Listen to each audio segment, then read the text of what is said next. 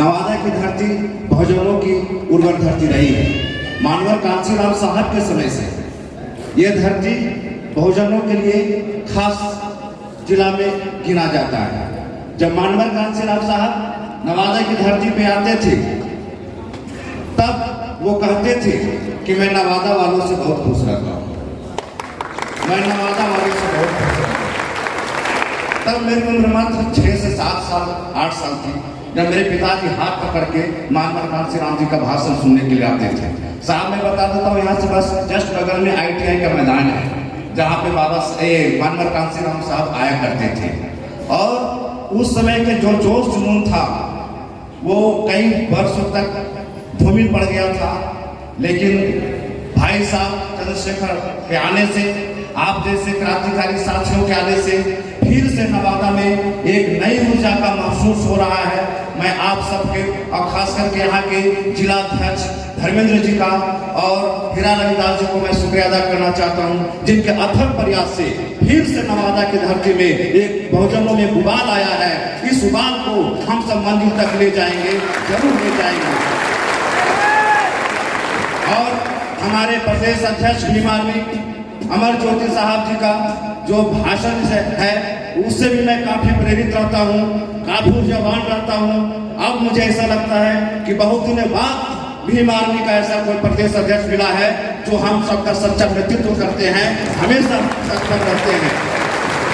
और मानवर जवाहर आजाद जी हमारे आजाद समाज पार्टी के प्रदेश अध्यक्ष, जब उनकी आवाज स्टेज से खनकती है तो हमारे कानों से होकर हमारे दिल तक गुजर जाती है। मैं जवाहर आजाद जी का भी शुक्रिया अदा करना चाहता हूँ। आज समय कम है, मैं डॉक्टर गौरव गजराज डॉक्टर इलाज करने वाला नहीं हूँ, मैं PhD होल्डर हूँ। बाबा साहब अम्बेडकर के आशीर्वाद से इतना तक दूर तक पहुँचा हूँ और समाज से इतना काफी लगाव है कि आज मैं छुट्टी लेकर अपने समाज के लोगों के बीच में आता हूँ, चाहे नौकरी रहे या जाए, इसकी चिंता नहीं है। क्योंकि आज मेरे सर पे जो शरीर पे जो आप कोट देख रहे हैं ना, ये आप ही जैसे लोगों के कारण है। समाज में किसी लोगों ने नेतृत्व किया और हमारे समाज के लोगों को ये भ्रांति फैलाया जा रहा है लोगों में ये कि राजनीतिक बहुत गंदी चीज है। भाई साहब, ये जो आपको गलत दिशा में डाइवर्ट किया जा रहा है ना, इससे बचिए। अगर इस धरती पर कुछ अच्छी चीज है, अपने समाज को एकजुट किया जा सकता है, विकास किया जा सकता है, मान सम्मान दिया जा सकता है, तो इसका नाम है राजनीति। बाबा साहब राजनीति ना किए होते तो हम कहाँ होते? बाबा साहब 1956 में चले गए, मानवर कांसीराम साहब नहीं आए होते तो हम अभी कहाँ होते?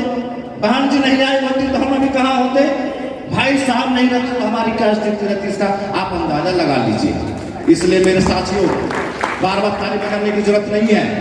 हम आपका हमेशा गाइडेंस क्लास लेते रहते हैं। आज इस मंच से हम इतना ही कहना चाहते हैं कि भाई साहब का जो भी दिशा निर्देश आए, हम सब मिलकर उनकी बातों को समझेंगे और अपनी बात को अपने छोटे भाइयों तक, अपने गांवों तक, अपने पंचायतों तक, अपने प्रखंडों तक ले जाएंगे।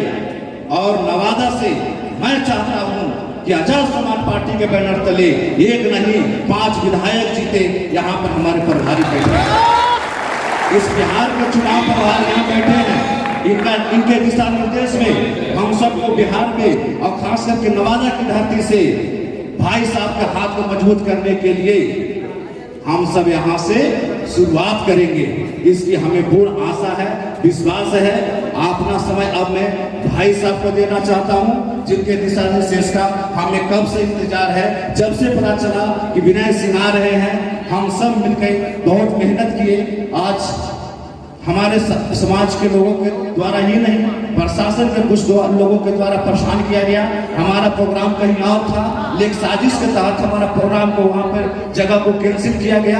हमारे साथ प्रशासन जिसको लगाया गया वो यहाँ पर उपस्थित नहीं है, लेकिन हम सब हारने वाले नहीं हैं। हम सब मानवर कांसीराम का शिष्य हैं, चंद्रशेखर भाई का साथी हैं। किसी भी कीमत पर अपनी मंजिल तक पहुंचेंगे। जय भीम, जय